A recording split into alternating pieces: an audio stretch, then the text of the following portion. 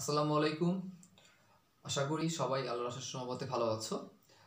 আজকে আমরা এসএসসি জীববিজ্ঞান অধ্যায় 12, আমরা এই অধ্যায়ের আজকে আমরা ডিএনএ রেপ্লিকেশন অর্থাৎ ডিএনএ অনুলিপন আজকে আমরা এই পার্টটি নিয়ে শিখব।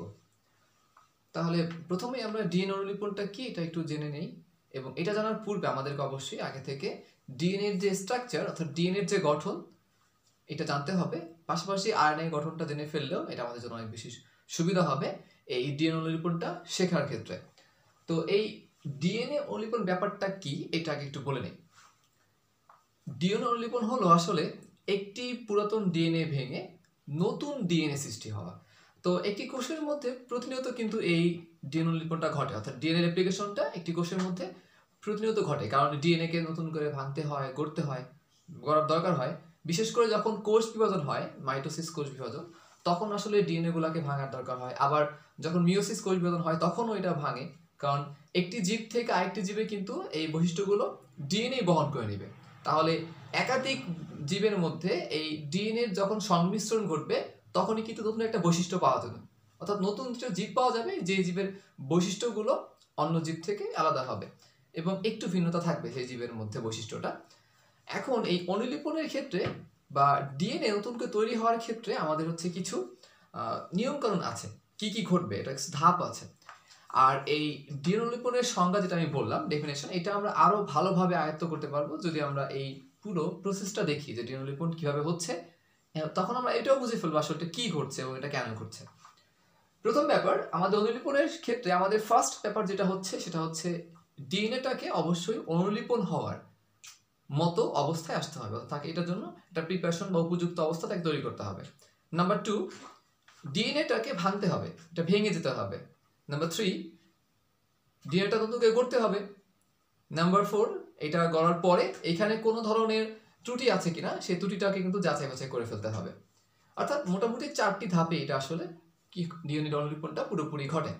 প্রথম ব্যাপার, আমরা যদি কোনো ডিএনএর গঠনটাকে দেখি তাহলে ডিএনএর গঠনে আমাদেরকে প্রথমে দুইটা জিনিস মনে রাখতে হয় গঠনের ক্ষেত্রে, যে ডিএনএটা শুরু কোন জায়গা থেকে হয়। একটা ডিএনএর পুরো সার্কুলার প্রসেস, আমরা যাকে বলি একটা ডিএনএর পূর্ণ ঘূর্ণন। একটা ডিএনএর যে দুইটা হেলিক্স থাকে এটার যে পূর্ণ ঘূর্ণন, সেই ঘূর্ণনের ক্ষেত্রে শুরুটা কোথায় হয় এবং শেষটা কোথায় হয় আমাদের এই দুটো জিনিস দেখতে হয়। সো একটা ডিএনএর যদি আমরা এটাকে একটা লম্বাকৃতিভাবে আঁকি, এইরকম হেলিক্স আকারে বা বৃত্তাকার আকারে যদি না আঁকি তাহলে যদি খেয়াল করি ডিএনএর এই যে দুইটা হেলিক্স যখন আঁকবো, তো হেলিক্সের মধ্যে এখানে থাকবে কার্বন, এখানে থাকবে তোমার দুইটা করে তোমার এখানে আমাদের যে বেস পেয়ার সেগুলো থাকবে। তো যদি দুইটা হেলিক্সের একটা হেলিক্সের যদি শুরুটা হয় কার্বনের 5 নাম্বার অংশ দ্বারা, অর্থাৎ কার্বনের 5 নাম্বার যে হাত, কার্বনের 5 হাত বলতে আমরা কি বোঝাচ্ছি, মানে কার্বনের শেষ প্রান্তে অর্থাৎ কার্বনের সাথে যখন যুক্ত থাকে ফসফেট, তখন আসলে কার্বনের সেই প্রান্তটাকে বলা হচ্ছে 5 কার্বন। এখানে আসলে 5টি কার্বন থাকে, আর যে প্রান্তে আসলে OH মূলক থাকে সেই প্রান্তে আসলে 3টি কার্বন থাকে। তাহলে কার্বনের এই 5 নাম্বার যে হাত যদি সেটা শুরু হয় একটা হেলিক্স থেকে, তাহলে কার্বনের ওই হেলিক্সটা শেষ হয় অ্যাকচুয়ালি 3 নাম্বার থেকে। আর যদি প্রথমটা হেলিক্স যদি 5 থেকে শুরু হয় 3 এ গিয়ে শেষ হয়, তাহলে অন্য হেলিক্সটা অবশ্যই 3 থেকে শুরু হয় এবং শেষ হয় কিন্তু এটা আসলে 5 এ। অর্থাৎ এইটা একে অপরের ক্ষেত্রে কিন্তু এরা অ্যান্টি প্যারালাল মানে এইটার চেয়ে এটা কিন্তু অ্যান্টি প্যারালাল ভাবে থাকবে, বাট এরা কিন্তু একে অপরের কিন্তু পরিপূরক। তাহলে যদি 5 থেকে শুরু হয় 3 এ গিয়ে শেষ হবে, তাহলে আমরা এখান থেকে বলতে পারি এই যে ডিএনএটা আমি আঁকলাম, এই ডিএনএটার যদি এই পাশের হেলিক্স যদি 5 থেকে শুরু হয় তাহলে এটা শেষ হচ্ছে কোথায় গিয়ে, এটা শেষ অবশ্যই 3 এ গিয়ে। একইভাবে যদি এটা শুরু হয় 3 থেকে, তাহলে এটা শেষ হবে কোথায় গিয়ে, অবভিয়াসলি শেষ হবে এটা 5 এ গিয়ে। তাহলে প্রথম কাজটা কি? প্রথম কাজটা হচ্ছে এই ডিএনএর এই যে গঠনটা আছে, এই গঠনটার মধ্যে এদের যে হাইড্রোজেন বন্ড অর্থাৎ নাইট্রোজেন বেসগুলোর মধ্যে যে হাইড্রোজেন বন্ডটা আছে, যেমন AT double bond, CG triple bond, এইভাবে যে বন্ধনগুলো যুক্ত আছে নাইট্রোজেন বেসের সাথে, এই বন্ধনগুলো ভেঙে যাবে। এটা হচ্ছে প্রথম কাজ। অনুলিপনের ক্ষেত্রে ফার্স্ট এটাই ঘটে, অর্থাৎ ডিএনএ এর এই দুইটি হেলিক্স পরস্পর থেকে সেপারেট হয়ে যায়, এবং সেপারেটটা কোন জায়গা থেকে হয়, এদের যে বন্ধনগুলো আছে হাইড্রোজেন বন্ড সেখান থেকে সেপারেট হয়, এবং সেপারেট হওয়ার ফলে যদি বন্ধন অনুযায়ী সেপারেট হয় তাহলে এইটা এদের যে বেস গুলো আছে এটা বেস একটা অর্ধেক একটি হেলিক্সের সাথে এবং আরেকটি অর্ধেক আরেকটি হেলিক্সের সাথে কি হয় যুক্ত অবস্থায় থাকে, অর্থাৎ সাস কাইন্ড অফ এইভাবে থাকে। যখন এরা সেপারেট হয় তখন হেলিক্সের আমাদের এই পার্টের সাথে কি হবে ATCG, অর্থাৎ আমাদের যে বন্ধনটা ছিল ডাবল বন্ড ট্রিপল বন্ড এটা ভেঙে বন্ধনের একটা পার্শ্ব এই পাশের হেলিক্সের সাথে থাকবে এবং আরেকটা পার্শ্ব কি হবে এই পাশের হেলিক্সের সাথে থাকবে। তাহলে যে স্থানে এরকম ভাঙনটা শুরু হয়, যেমন এই স্থান থেকে ভাঙনটা শুরু হয়েছে, এই স্থানটাকে বলা হচ্ছে রেপ্লিকেশন ফর্ক, অর্থাৎ রেপ্লিকেশন মেরু, যেখান থেকে আসলে অনুলিপনটা শুরু হয়েছে। সো রেপ্লিকেশন ফর্ক হচ্ছে এই জায়গাটা। এবং এই যে ভাঙনটা, এই ভাঙনটা আসলে এমনি এমনি তো ঘটবে না, এটা কোনো না কোনো উপাদানের সাহায্যে ঘটবে। তো এই ভাঙনটা ঘটে হচ্ছে আমাদের হেলিকেস নামক যে এনজাইম, এই হেলিকেস এনজাইমটা থাকে আমাদের কোষের নিউক্লিয়াসের মধ্যে। এই হেলিকেস এনজাইমটাই কি করে এই রেপ্লিকেশন ফর্কটাকে তৈরি করে, অর্থাৎ এই দুইটি হেলিক্স আলাদা হয় পরস্পর থেকে এই হেলিকেস নামক এনজাইমের কারণে। এখন এই এনজাইম দ্বারা যখন এটা আলাদা হয়ে যাবে তাহলে আমরা বলতে পারি এই পার্টটুকু হচ্ছে আমাদের এই যে ডিএনএটা, এই ডিএনএটার একটা হেলিক্স এবং এইটা হচ্ছে আরেকটা হেলিক্স। যদি আমি এটার নাম দিই ওল্ড মানে পুরাতন ডিএনএ বা বলতে পারি এটা মাতৃ ডিএনএ তাহলে বা প্যারেন্টস ডিএনএ, তাহলে এই ডিএনএটার এই দুইটা হচ্ছে দুইটা হেলিক্স। এবার এটা প্রথম কাজ শেষ, মানে এটা ভেঙে গেল। এবার কি হবে অন্য কোন একটা ডিএনএ ঠিক এইভাবে ভেঙে যাওয়া অবস্থায় তার যে হেলিক্সটা সেটা এসে যুক্ত হবে। কিভাবে? আমাদের এইটাতে প্রথম যে হেলিক্সটা আছে অর্থাৎ যেটা আমাদের এখান থেকে 5 থেকে শুরু হয়েছিল সেটা শেষ হবে 3 তে গিয়ে। এবার প্রাইমেস নামক এনজাইম কি করবে আমাদের এই হেলিক্সের সাথে আরএনএ থেকে আমাদের এই যে পেয়ারগুলো আছে নাইট্রোজেন বেস, এই পেয়ারগুলো সৃষ্টি করবে অর্থাৎ এইগুলোকে যুক্ত করবে। সেটা করবে হচ্ছে প্রাইমেস নামক এনজাইম। এবং এই প্রাইমেস এনজাইম কি করবে টি এর সাথে এ কে যুক্ত করবে, সি এর সাথে জি কে যুক্ত করবে, এ এর সাথে টি কে, অর্থাৎ যেভাবে বন্ধনটা হওয়া উচিত ছিল এটি সিজি ঠিক এভাবে যুক্তটা করবে। এবং এই যুক্ত করা অংশটাকে বলা হয় প্রাইমার। এই যুক্ত অংশটার নাম হচ্ছে প্রাইমার। তাহলে প্রাইমারটা কে তৈরি করে? প্রাইমার তৈরি করে হচ্ছে প্রাইমেস নামক এনজাইম। এবার এই প্রাইমার তৈরি হবে ঠিক এই পাশে যেভাবে, তার অপর পাশে ঠিক একইভাবে সৃষ্টি হবে। এবং এই প্রাইমার তৈরি হওয়ার পরে এই হেলিক্স এবং প্রাইমারের সাথে কি করবে আমাদের আলাদাভাবে আরো নাইট্রোজেন বেসগুলোকে যুক্ত করবে হচ্ছে ডিএনএ পলিমেরাস নামক এনজাইম। অর্থাৎ প্রাইমার তৈরি হওয়ার পরে ঠিক প্রাইমারের পরেই কি হবে প্রাইমারের পরেই হচ্ছে ডিএনএ পলিমেরাস নামক এনজাইম, সেটা এই পাশেও এবং ওই পাশে অর্থাৎ দুইটি হেলিক্সের সাথে কি করবে অপর একটি হেলিক্স গঠন করবে এবং একইভাবে টি সি টি জি অর্থাৎ যেভাবে যুক্ত হওয়ার কথা এটি সি যেভাবে কি করবে সেই পুনরায় আবার আমাদের দ্বিবন্ধন এবং ত্রিবন্ধনটাকে কিন্তু তৈরি করে দিবে। এরপর এই যে বললাম ডিএনএ পলিমেরাস এনজাইমটা, এই পলিমেরাস এনজাইম কিন্তু দুই পাশে এই সেম কাজটাই কিন্তু করবে। এবার এখানে যে প্রাইমার তৈরি হয়ে গেল সেই প্রাইমারটা কিন্তু ছিল অ্যাকচুয়ালি আরএনএ এর পার্ট, আর পলিমেরাস যে অংশ তৈরি করে সেটা কিন্তু ডিএনএ এর পার্ট। অর্থাৎ প্রাইমার যে অংশটা তৈরি করে সেই অংশটা আসলে কিন্তু আরএনএ এর পার্ট থেকে নিয়ে আসে, তাই এটা কিন্তু ডিএনএ অংশ না, এটা আরএনএ এর অংশ। কিন্তু ডিএনএ পলিমেরাস যেই পার্টটাকে তৈরি করলো সেই পার্টটা কিন্তু ডিএনএ এর অংশ। তাহলে এই প্রাইমারটাকে পুনরায় ভেঙে ফেলতে হয়, এটাকে রিমুভ করতে হয়, এটাকে বলা হয় রিমুভাল অফ প্রাইমার, অর্থাৎ প্রাইমারটাকে রিমুভ করতে হয়।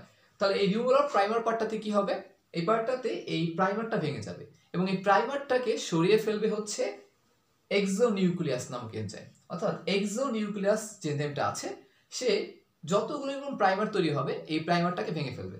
এখন বিষয়টা হচ্ছে প্রাইমার কেনই বা তৈরি হবে? প্রাইমার তৈরি না হয়ে সরাসরি ডিএনএ পলিমেরাস দ্বারা ডিএনএ তৈরি হলে তো কিন্তু পারতো, শুধু শুধু আরএনএ পার্টটা এনে লাভ কি? আসলে এই প্রাইমার তৈরি না হলে কোন স্থান থেকে যে ডিএনএ পার্টটা শুরু হবে সেটা কিন্তু নির্দিষ্ট হবে না।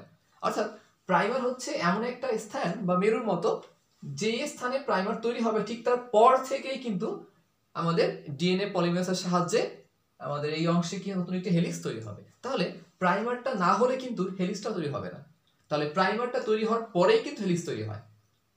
এবার পুনরায় আবার প্রাইমারটা ভেঙেও যায়, এই প্রাইমারটাকে ভেঙে ফেলে হচ্ছে এক্সোনিউক্লিয়াস যে এনজাইমটা, সে কিন্তু প্রাইমারটাকে ভেঙে ফেলে। তাহলে যদি এরকম প্রত্যেকটা বার প্রাইমার ভেঙে যায়, এখানে একটা প্রাইমার এখানে একটা প্রাইমার, যদি এরকম বারংবার প্রাইমারটা ভেঙে তাহলে কি হবে, ডিএনএর মধ্যে একটা গ্যাপ সৃষ্টি হয়ে যাবে না? অর্থাৎ একটু জায়গাতে হচ্ছে আমাদের এই বন্ধন থাকবে, তাহলে একটু পরে আবার গ্যাপ, আবার বন্ধন, আবার গ্যাপ। তাহলে এই গ্যাপগুলোকে পুনরায় ফিল করতে হবে বা পূরণ করতে হবে। এই গ্যাপগুলোকে চেক করবে এবং পূরণ করবে হচ্ছে লাইগেজ নামক এনজাইম। লাইগেজ নামক এনজাইম কি করবে, ওই প্রত্যেকটা প্রাইমারের মধ্যে যে মানে প্রাইমার জায়গাটা ওটা রিমুভ হওয়ার পরে যে গ্যাপটা থাকবে সেই গ্যাপটাকে হচ্ছে এই লাইগেজ নামক যে এনজাইমটা সে কি করবে, এটাকে ফিল করে দিবে।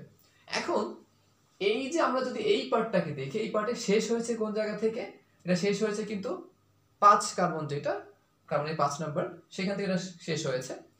এই জন্য এই পাশে যখন অপর একটা হেলিক্স গঠিত হবে তখন এই হেলিক্সটা গঠিত হওয়ার ক্ষেত্রে এটা কিন্তু 5 থেকে শুরু হয়ে 3, অর্থাৎ এই পাশে 3 থাকবে, এই পাশে 5 থাকবে, অপোজিট অ্যান্টি প্যারাল হবে। তাহলে ডিএনএ কিন্তু শুরু হয় 5 থেকেই এবং শেষ হয় কিন্তু 3 তে। সো দ্যাটস ওয়াই এটা কিন্তু এই মুখী অর্থাৎ নিম্নমুখী ভাবে সৃষ্টি হবে। প্রথমে এই অংশ সৃষ্টি হবে, তারপর এই পার্ট সৃষ্টি হবে, অর্থাৎ 5 থেকে 3 এর দিকে সৃষ্টি হবে। যেহেতু এই মুখী, এটা কি হবে, এটার পুনরায় প্রাইমার গঠন আর এই আমাদের পলিমের গঠনটা হবে। আবার এই পাশে কিন্তু আমাদের এই যে অংশ, এটা কিন্তু 3 পার্ট, অর্থাৎ এই যে আমাদের পুরাতন ডিএনএর যে হেলিক্সটা এটার শেষ হচ্ছে 3। এই জন্য এই পাশে কিন্তু কি হবে, যে পাশে 3 আছে ঠিক সেই পাশে নতুন যে ডিএনএটা সেটা কিন্তু 5 থাকবে, 5 কার্বন। তো সেইখান থেকে 5 থেকে 3 এর দিকে হবে। অর্থাৎ এই ক্ষেত্রে কি করবে, এই ক্ষেত্রে গঠনটা হবে এইভাবে যে 5 থেকে 3 এর এই দিকে গঠিত হবে, অর্থাৎ প্রথমে এই পাশে প্রাইমার গঠিত হবে, তারপর এই পাশে আস্তে আস্তে ধীরে ধীরে কি হবে, আমাদের এই ডিএনএ পলিমেরাসের মাধ্যমে ডিএনএ শেপটা গঠিত হবে। আবার বলছি, এই পাশ থেকে হবে প্রাইমার, এখানে প্রাইমার হবে, তারপর হবে এই পাশে ডিএনএ পার্ট। আর এই ক্ষেত্রে কি হবে, এই পাশে হবে প্রাইমারের পার্ট এই পাশ থেকে, আর এই দিকে হবে ডিএনএ পার্ট। অর্থাৎ এই কাজটা ঘটবে ঊর্ধ্বমুখী ভাবে, এইভাবে এইগামী হবে। তাই এই দিকে হওয়ার কারণে এই কাজটাকে, অর্থাৎ এই 5 থেকে 3 এই অংশটুকুর যে কাজ, যেটা এই মুখী গমন হয় নিম্ন থেকে ঊর্ধ্বমুখী, এই গমনটাকে এই জন্য বলা হয় লিডিং স্ট্র্যান্ড। আর এটা যেহেতু এই পাশ থেকে ঊর্ধ্ব থেকে নিম্ন দিকে হচ্ছে, তাই এটাকে বলা হচ্ছে ল্যাগিং স্ট্র্যান্ড। তাহলে এইভাবে আসলে অ্যাকচুয়ালি একটা ডিএনএ তৈরি হয়। সো একটু খেয়াল করে দেখা যাবে, আমরা নতুন যে পার্টটুকু পেলাম সেই পার্টের মধ্যে এই রেড কালার দ্বারা আমি যেটাকে অংশটাকে এঁকেছি, মার্ক করেছি, এই রেড কালারের পার্টটা কিন্তু পুরাতন ডিএনএর অংশ। এইটুকু এখান থেকে এটুকু কিন্তু পুরাতন ডিএনএর অংশ, আর এইটুকু নতুন ডিএনএর অংশ। ব্যাপারটা কি দাঁড়ালো, যে আমরা নতুন একটা যে ডিএনএ তৈরি হলো শেপটা, তার অর্ধেকটা হচ্ছে পুরাতন ডিএনএর সবকিছুই, মানে পুরাতন ডিএনএর হেলিক্স, পুরাতন ডিএনএ নাইট্রোজেন বেস, পুরাতন ডিএনএর ফসফেট, সবকিছু পুরাতন ডিএনএর অংশ। আর সবুজ কালার যেটুকু দেখতে পাচ্ছি এইটুকু, অর্থাৎ এই পুরো বাকি অর্ধেক কিন্তু নতুন একটা ডিএনএর অংশ। একইভাবে এই পাশেও তাই, কিন্তু রেড কালারের পার্টটুকু কিন্তু পুরাতন ডিএনএর অংশ, আর সবুজ কালার অংশটুকু কিন্তু নতুন ডিএনএর অংশ। তাহলে এই যে নতুন পুরাতন, নতুন পুরাতন, অর্থাৎ এই পার্টটুকু হচ্ছে ওল্ড পার্টের অংশ, এইটা হচ্ছে নিউ পার্টের অংশ। এই নতুন আর পুরাতন মিলে, অর্থাৎ অর্ধেক নতুন অর্ধেক পুরনো, এই পুরাতন নতুন মিলে নতুন ডিএনএ তৈরি হয়, তাই এটাকে বলা হয় অর্ধ রক্ষণশীল পদ্ধতি। অর্থাৎ এই ডিএনএর অর্ধেক অংশ রক্ষিত হয়, সংরক্ষিত হয়, আবার এই পার্টটা অন্য ডিএনএর অর্ধেক অংশ সংরক্ষিত হয়। তাহলে দুইটি ডিএনএর দুইটি অংশ মিলে এখানে কিন্তু তৈরি হচ্ছে নতুন একটি ডিএনএ। তাহলে প্রত্যেকটা ডিএনএর কিন্তু এখানে কি হচ্ছে, দুইটি ডিএনএরই অর্ধেক অর্ধেক বৈশিষ্ট্যগুলো বা অর্ধেক অর্ধেক গঠনগুলো কিন্তু এখানে থেকে যাচ্ছে। দ্যাটস এটাকে বলা হয় আবার ডিএনএ অর্ধ রক্ষণশীল পদ্ধতি। তাহলে যদি আমি এটা ডেফিনেশনটাকে বলি, এখানে কি ঘটলো, তাহলে এটাকে আমরা এইভাবে বলতে পারি যে যে প্রক্রিয়ায় একটি ডিএনএ তার যে ডাবল হেলিক্স, কোনটা, এই যে ডাবল হেলিক্স, একটা হেলিক্স দুইটা হেলিক্স, এই ডাবল হেলিক্সটা ভেঙে, ডাবল হেলিক্সের যে অণুটা এটা ভেঙে যাবে, তো এইটা অণুটা ভেঙে বা এটা থেকে অনুরূপ দুইটি অণু সৃষ্টি করে। অর্থাৎ এইটা ভেঙে অনুরূপ আবার সেই রকম ভাবে দুইটি সৃষ্টি করলো, ছিল হচ্ছে একটা, তৈরি হলো একটা দুইটা। এই প্রক্রিয়াটাকে বলা হবে ডিএনএ অনুলিপন, বা এটাকে ডিএনএ প্রতিকৃতি সৃষ্টিও বলা হয়। তো এইটা নিয়ে প্রস্তাব করেন হচ্ছে মেইনলি ওয়াটসন ও ক্রিক। এরা দুইজনে হচ্ছে এটা নিয়ে 1956 সালে এটা প্রস্তাব রাখেন, ডিএনএ অনুলিপনটা এইভাবে ঘটে, এই নিয়ে তারা হচ্ছে প্রথম প্রস্তাব দেন। তো আমরা যদি এর ধাপটাকে একটু শর্ট করে সামারি আকারে বলি, তাহলে প্রথমে কি ঘটবে, প্রথমে ঘটবে হচ্ছে যে ডাবল হেলিক্সটা ভেঙে যাবে, এটা ভেঙে গেল। নাম্বার 2 কি হবে, প্রতিটি হেলিক্সের একটা পার্টের সাথে আরেকটি হেলিক্সের এই নাইট্রোজেন বেসগুলো বন্ড আকারে যুক্ত হবে। কোন বন্ড আকারে? হাইড্রোজেন বন্ড আকারে। এটা হচ্ছে পয়েন্ট নাম্বার 2। নাম্বার 3 সেটা কি হবে, এর ফলে নতুন করে এমন ডিএনএ তৈরি হবে যে ডিএনএর পুরাতন অংশ হচ্ছে একটা পুরাতন ডিএনএর অংশ এবং আরেকটা অংশ হচ্ছে নতুন ডিএনএর অংশ। এই পার্টটাকে যদি আমরা, এই পুরো প্রসেসটা একটু দেখতে অন্যরকম লাগে, একটু জটিল জটিল লাগে, আমি এটাকে যদি একটু শর্ট করে বলে দিই সামারি আকারে, অ্যাকচুয়ালি এখানে ঘটনাটা কি, এটা তো আমরা এক্সামের ক্ষেত্রে এভাবে আঁকবো, বাট যদি এটা আমরা ইজি ওয়েতে বুঝতে চাই তাহলে আমি একটু এঁকে দেখাচ্ছি ধাপগুলোকে, এটা কি করে ঘটবে। তো প্রথমে এটাকে মুছে ফেললাম, এই অংশটুকু, এতটুকু জায়গা হলেই হবে, আমি এইটুকু মুছে ফেলছি, এখন দেখাচ্ছি কিভাবে করবে। তো আমরা এটাকে এইভাবে বাঁকা করে না দেখে যদি স্ট্রেট করে দেখি, মানে ডিএনএটাকে আমরা পেঁচিয়ে না দেখে যদি স্ট্রেট দেখি তাহলে কি ঘটবে, আমি এই যে অংশ মুছে ফেললাম, আমি এই অংশটা কিভাবে ঘটলো সেটা দেখাচ্ছি। সো প্রথমে একটা ডিএনএ, এটাকে আমি স্ট্রেট ভাবে আঁকলাম, এখানে আছে অনেকগুলো বন্ড, পেয়ার নাইট্রোজেন বন্ড আছে এখানে, এটা যদি এ হয় এটা টি, এটা জি হলে এটা হচ্ছে সি, এভাবে কিন্তু আছে। এটা যদি হয় এ, এটা হবে অবশ্যই টি। এটা যদি ভেঙে যায়, ভেঙে যাবে, এই পার্টটাও ভেঙে যাবে। তো ভেঙে যাওয়ার পরে এই অংশ থাকবে এ, ধরলাম এটা হচ্ছে এ, তাহলে এটা হবে কি জি সি, এটার পাশে কি হবে ডাবল বন্ড, এখানে টি, এই বন্ডটাই কিন্তু ভেঙে যাচ্ছে। এখানে ট্রিপল বন্ড কি ছিল সি, সো এই বন্ডটাই কিন্তু ভেঙে যাচ্ছে। তাহলে এইভাবে বন্ডটা ভেঙে তারা গঠিত করবে কি দুইটি হেলিক্স, এটা হেলিক্স 1 H1, এটা হচ্ছে হেলিক্স 2, দুইটা হেলিক্স সৃষ্টি হলো। একটা ওল্ড ডিএনএ ভেঙে, পুরাতন বা মাতৃ প্যারেন্টস ডিএনএ এটা ভেঙে নতুন ডিএনএ সৃষ্টি হলো। এইভাবে প্রত্যেকটা ডিএনএ, এখানে এটা যদি জি হয় এটা হচ্ছে জি, এটা হবে টি, এটা এ, এটা যদি হয় এ এটা হবে টি, এটা যদি জি হয় এটা হবে সি। প্রথম কাজ তাহলে হয়ে গেল। ফার্স্ট কাজ কি, ডিএনএটা ভেঙে যাবে, সেটা ভাঙবে কার সাহায্যে, সেটা ভাঙবে হচ্ছে হেলিকেস এনজাইমের সাহায্যে। এই কাজটা কি করলো, এই কাজটা করলো হচ্ছে হেলিকেস যে এনজাইম, সে এই কাজটা করে দিল। এবার নাম্বার 2 কি হবে, ডিএনএর কিছু আরএনএর কিছু পার্ট এইখানে সে যুক্ত হবে। অর্থাৎ এইটার সাথে যদি আমি যুক্ত করে দেখাই, তাহলে এটার সাথে আমি একটা পার্টকে মুছে দিচ্ছি, আমরা একটা হেলিক্স নিয়ে কাজ করছি, তাহলে দেখতে পারবো কিভাবে হয়।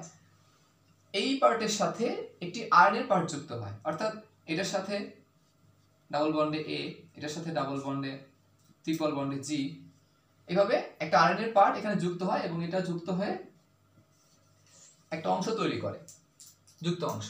এই পার্টটাকে, এইটুকু কাজ বা এই পার্টটাকে আমরা বলছি হচ্ছে প্রাইমার। এই প্রাইমারের কাজটুকু করে কে, প্রাইমেস নামক এনজাইম। প্রাইমেস নামক এনজাইমটা হচ্ছে এই প্রাইমারটা তৈরি করে। প্রাইমার তৈরি করলো, প্রাইমারের পরে এই ডিএনএ অংশ শুরু হয়। যদি এইটা এই পাশে হয় 5 কার্বন, তাহলে অবভিয়াসলি এই পাশে এটা 3 কার্বন, কারণ 3। তাহলে এই প্রাইমার তৈরি হওয়ার পরে কি হবে, নতুন করে ডিএনএ পার্ট এখন আসতে শুরু করবে। এখন আমরা যে হেলিক্সটা পাবো এটা হবে একটা ডিএনএ পার্ট, এই প্রাইমার থেকেই ডিএনএ পার্টটা শুরু হয়। এটা যদি জি হয় এটা হবে তখন সি, এটা যদি এ হয় এই পাশে, তাহলে এই পাশে হবে এটা টি। এরপর এটা যদি টি হয় এই পাশে এটা হবে অবভিয়াসলি এ, ডাবল বন্ড এ, এটা জি হলে এটা হবে ট্রিপল বন্ড সি, হলে এটা হবে জি। তাহলে এইটুকু পার্ট কিন্তু ডিএনএ এর পার্ট, ডিএনএ এর পার্ট। এইটুকু পার্টটুকে কে তৈরি করবে, এটাই করবে হচ্ছে ডিএনএ পলিমেরাস যে এনজাইমটা আছে, পলিমেরাস এনজাইম, সে হচ্ছে এইটুকু কাজ করবে, এইটুকু কাজ। তাহলে এই অংশটুকু হচ্ছে ডিএনএ, বাট এটা কিন্তু আরএনএ এর পার্ট। তাহলে এইটুকু তৈরি হওয়ার পরে এরপরে কাজ কি, এরপরে হচ্ছে এক্সোনিউক্লিয়াস যে এনজাইমটা আছে, আমি এখানে লিখেছিলাম এক্সোনিউক্লিয়াস। এই এনজাইমটা কি করবে, আমাদের এই যে পার্টটুকু আছে এই আরএনএ পার্টটুকুকে ভেঙে দিবে, এটাকে সে ভেঙে দিল। তাহলে এইখানে একটা গ্যাপ সৃষ্টি হয়ে গেল, এই অংশটুকু একটা গ্যাপ সৃষ্টি হলো। আরেকটু বলে দেই, এইখানে ছিল শুধু 3, তাহলে এই পার্টটা শুরু হবে কোন জায়গা থেকে, এটা 3 থেকে শুরু হবে এবং এটা হবে 5 গিয়ে শেষ, অর্থাৎ অ্যান্টি প্যারালাল। যদি এই পাশে 5 3, এটা 3 থেকে শুরু হলো 5 গিয়ে শেষ হলো, যদি এটা এই পাশে 3 হতো, এই পাশে 5 হতো, এই পাশে যদি 3 হতো এই হেলিক্সটার, এবার যদি 5 হতো তাহলে এই পাশে 5 থেকে শুরু হতো এবং 3 থেকে শেষ হতো। এখন এই যে গ্যাপটুকু আছে, এই গ্যাপটুকুকে ফিল আপ করবে হচ্ছে কে? ফিল আপ করবে হচ্ছে এক্সোনিউক্লিয়াস। এক্সোনিউক্লিয়াস সে হচ্ছে এই গ্যাপটুকুকে ফিল আপ করবে এবং সেই গ্যাপটুকুকে সে পুনরায় আবার ডিএনএ পার্টে তৈরি করে দিবে। এইটুকুকে সে চেক আউট করবে, এটাকে ভেঙে ফেলবে হচ্ছে এক্সোনিউক্লিয়াস। এবার এই পার্টটুকুকে তৈরি করবে হচ্ছে লাইগেস নামক এনজাইম, ডিএনএ লাইগেস। এই ডিএনএ লাইগেস নামক এনজাইমটা সে কি করবে? সেই হচ্ছে এই পার্টটুকুকে করে তৈরি করবে। তাহলে ভাঙলো হচ্ছে, প্রথমে এটা ভেঙে গেল, নাম্বার 1 হেলিকেস এনজাইমকে ভেঙে ফেললো। নাম্বার 2 সেটা হচ্ছে কি প্রাইমেস নামক যে এনজাইম ছিল, সেই প্রাইমেস কি করলো? প্রাইমেস হচ্ছে আরএনএ পার্টটাকে আনলো, ও হচ্ছে ডিএনএ কে ভাঙলো, অর্থাৎ এটার ভাঙন হয়, এটার দ্বারা কি হয়? আরএনএ পার্টটা আসে। তারপর হচ্ছে পরবর্তীতে যদি বলি পলিমেরাস এনজাইমটা কি করে? সে হচ্ছে ডিএনএ পার্টটা তৈরি করে। এরপর পলিমেরাসের পরে এই অংশটাকে ভেঙে দেয় কে? ভেঙে দেয় হচ্ছে এক্সোনিউক্লিয়াস। এক্সোনিউক্লিয়াস সে কি করে? সে হচ্ছে আমাদের এই যে পার্টটুকু আছে অর্থাৎ পলিমার, এই প্রাইমারটাকে হচ্ছে ভাঙে কে? এক্সোনিউক্লিয়াস। এবং এই প্রাইমারের জায়গাতে নতুন করে আবার ডিএনএ পার্টটাকে কে গড়ে হচ্ছে লাইগেস নামক এনজাইম। অর্থাৎ ডিএনএ লাইগেস যেটা আছে, এই লাইগেস কি করে? পুনরায় করে ডিএনএটাকে কি করে? ফুলফিল করে, অর্থাৎ ডিএনএটাকে পুরোপুরি পরিপূর্ণ করে দেওয়া হচ্ছে এই লাইগেস নামক এনজাইম। তাহলে এই যে এতগুলো এনজাইম, হেলিকেস, প্রাইমেস, তারপর হচ্ছে পলিমেরাস, এক্সোনিউক্লিয়াস, লাইগেস, এই যে এনজাইমগুলো আছে এইগুলোর সমন্বয়ে, এইগুলোর সমন্বিত কার্যক্রমের ফলেই কিন্তু আসলে একটা পূর্ণাঙ্গ রূপে ডিএনএ অনুলিপনটা হয়। আদারওয়াইজ কিন্তু ডিএনএ অনুলিপনটা আসলে সম্ভব না। ওকে, এখন এই যে অংশ আমরা পেলাম, এটা কি নতুন ডিএনএ পার্ট পেলাম, এটা নিউ পার্ট বলতে পারি, নিউ। এই হেলিক্সটা হচ্ছে নিউ, এটা কিন্তু ওল্ড হেলিক্স। তাহলে এই নিউ আর ওল্ড এই দুইটা হেলিক্স মিলে আমরা নতুন যে ডিএনএটা পেলাম, এইটাকেই বলা হচ্ছে অর্ধ রক্ষণশীল পদ্ধতিতে ডিএনএ সৃষ্টি। অর্থাৎ ডিএনএ অনুলিপন হয়েছে, এটা কেমন ভাবে হয়েছে? এটা অর্ধ রক্ষণশীল পদ্ধতিতে হয়েছে। এবং এই দিকে যেমন হচ্ছে 3, 5 ছিল, এই পাশে কি হচ্ছে 5, 3 অপোজিট, অর্থাৎ 5 থেকে 3 এর দিকে, অর্থাৎ এই গামী হচ্ছে ডিএনএটা। এইভাবে কন্টিনিউ সৃষ্টি হয়, অর্থাৎ প্রথমে এইখানে সৃষ্টি হয়, তারপর এইটুকু, তারপর এইটুকু, অর্থাৎ এই দিক থেকে বাম থেকে ডান দিকে এটা সৃষ্টি হয়। তাহলে এই দিকে সৃষ্টি হওয়াটাকে আসলে বলা হচ্ছে লিডিং স্ট্যান্ড। এটাই হচ্ছে লিডিং স্ট্যান্ড।